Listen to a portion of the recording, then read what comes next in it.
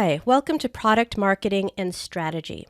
This is another video in a series about the marketing mix that you'll find on this channel.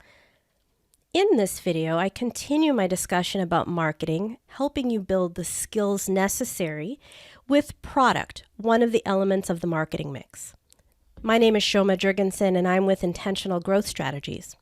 In this video, specifically, I want to talk about the differentiation between product and product marketing. Redefine product for the modern economy. Explain the components of product decisions. Make a case for leading with benefits. Identify the reasons products fail. And summarize what quality product introductions need in terms of marketing support. Let's get started. First with what is product marketing? The heart of product marketing is knowing the market and what your customers need.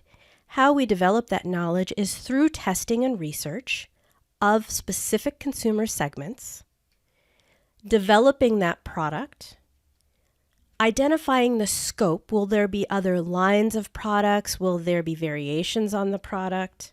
What that product should have as in terms of pricing in the market, encouraging purchase of the product, identifying distribution, and supporting sales.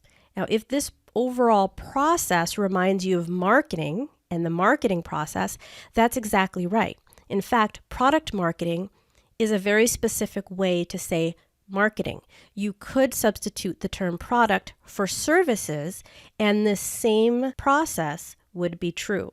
It's important to note that product marketing and product development, creating the product for the marketing mix, is not the same. If there's some overlap, how do we understand product today? Product is a murky term the way we use it today. It used to refer to the goods, the physical goods that we sold in a manufacturing economy. But as our economy evolved, more and more the goods and services economies started to overlap. Now the word product is often used for this combination. However, some people refer to the goods specifically when they say product, and some people refer to the combination. Since there are very few physical goods without some element of service, augmented products, then I propose we use the word offering. So I'm going to use that throughout the rest of the video. Product decisions that we would make then, and as I said, we're going to talk about these as offering decisions, you'll see why, are what are you going to name the good? What are the features? How does it function? How does it look? What is the quality both of the product itself or the good itself, but also in comparison to competitors? How safe is it? How is it packaged? And this is where services start to come in and why we're calling it an offering. You do have to decide, how are you going to support repairs? What about warranties, accessories, and other services? Combined is what creates the offering. So what we've answered with these offering decisions are, what does our offering do? But we haven't answered the question, why do you care?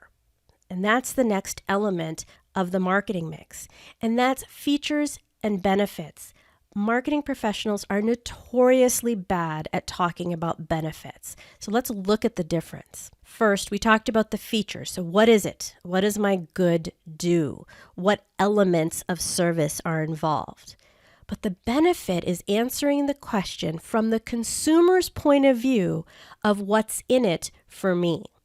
The most important thing then is to lead with marketing the benefits, not the features. If you've done your homework, if you've done your research, you know what the consumers want. I'm going to use one of the few products I have, but I will call it an offering, which is my book, Fearless Follow-Up. This book is a workbook. It's 8.5 by 11. It has about 40 pages. Inside the book are actual worksheets. That's the good.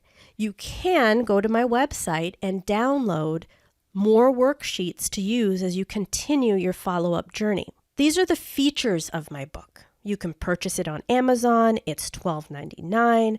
These are all important features.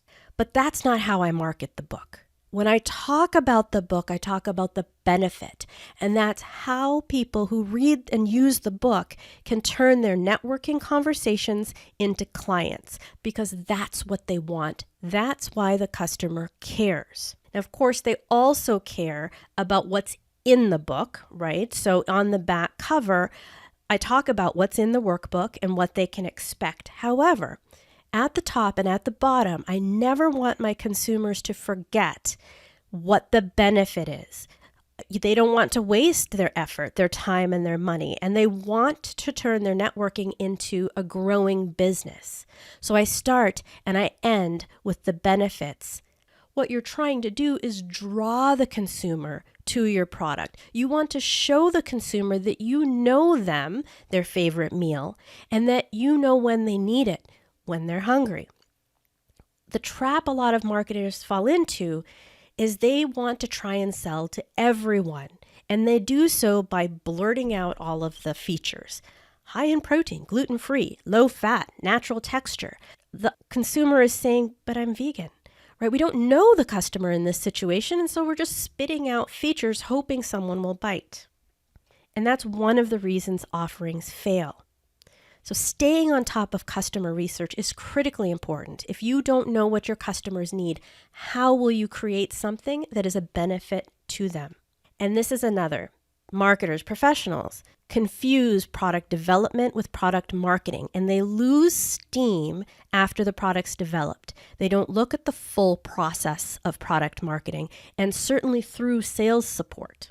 They're unprepared for growth. All of a sudden, the product takes off, and the other elements, distribution channels, manufacturing, customer service, are not prepared for that growth. The offering doesn't deliver on its promise. If you say you're going to have a warranty, if you say it's a high quality product, if you say it will work in a specific way, your offering must deliver on that promise. It lacks differentiation. There are so many coffee shops. It's very difficult in that hyper-competitive market to figure out how yours is different. Let's go back to my book example. There are books on networking. There are few to no books on follow-up, and certainly not workbooks on follow-up. Does your offering have enough differentiation in the market? Underfunded consumer education. A favorite example of this is Febreze scent stories. They didn't spend enough on clear communication of how to use this new product offering that had multiple scents in the marketplace. And in the confusion, the consumers didn't know how they benefited. The product, the offering, failed. Adequate market segment. You might have an offering that is very well differentiated, it's well supported, but there aren't enough customers for whom you've met a need. And finally, the remaining marketing mix is not aligned.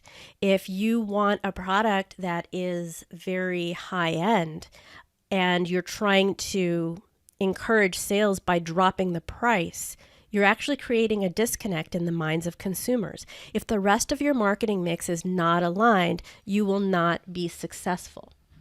The bottom line is that you have to know your customer. Identify and quantify your market segment. Clearly articulate your benefits. Use a pull strategy. Fund your sales and customer education as well as you fund the product development.